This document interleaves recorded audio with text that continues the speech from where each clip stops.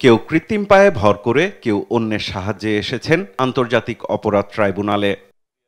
জুলাই অভ্যুত্থানে ১৫০০ শহীদ, হাজারো আহতের প্রতিনিধি তারা।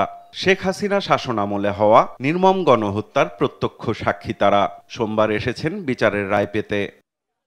শেখ হাসিনার দুঃশাসন নির্মমতার শুধু একবার নয়, হাজারবার ফাঁসি দিলেও কম হবে বলে দাবি শহীদ মুগ্ধের ভাই স্নিগ্ধের। ৫ই আগস্টে যে রায় জনগণ দিয়েছে সেই রায় অনুযায়ী আমরা আশা করছি কোর্ট থেকে যে রায়টি আছে সেই রায়টি প্রকাশ হবে এবং শেখ হাসিনা যে অত্যাচার করেছে তার জন্য তাকে একবার না হাজারবারও যদি মৃত্যুদণ্ড দেওয়া হয় তাহলে সেটিও তার জন্য কম হবে। রায় ঘোষণা শুধু নয়, কিভাবে শেখ হাসিনা সহ বাকি আসামিদের ফিরিয়ে এনে রায় কার্যকর করা হবে। ভিগো ওয়্যার গার্ড প্রয়োজন মতো বাঁকানো যায়, অধিক চাপেও ভাঙে না। ভিগো, তার স্পষ্ট নির্দেশনা চায় শহীদ পরিবারগুলো।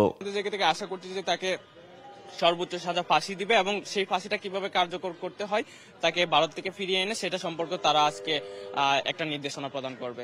রায় কার্যকরে সরকার দ্রুত পদক্ষেপ নেবে এমন দাবি জানান আদালতের বাইরে অবস্থানরত জুলাই অভ্যুত্থানের আহতরা। শেখ হাসিনা, খুনি শেখ হাসিনাকে দেশের মাটিতে এনে এই রায় কার্যকর করাই হচ্ছে আমাদের সকল শহীদ পরিবার, আহত পরিবার এবং জনগণের একটা আশা আকাঙ্ক্ষা।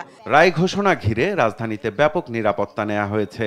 বিটিভির পাশাপাশি রায় সরাসরি দেখানো হবে রাজধানীর বিভিন্ন স্পটে স্থাপন করা বড় পর্দায়।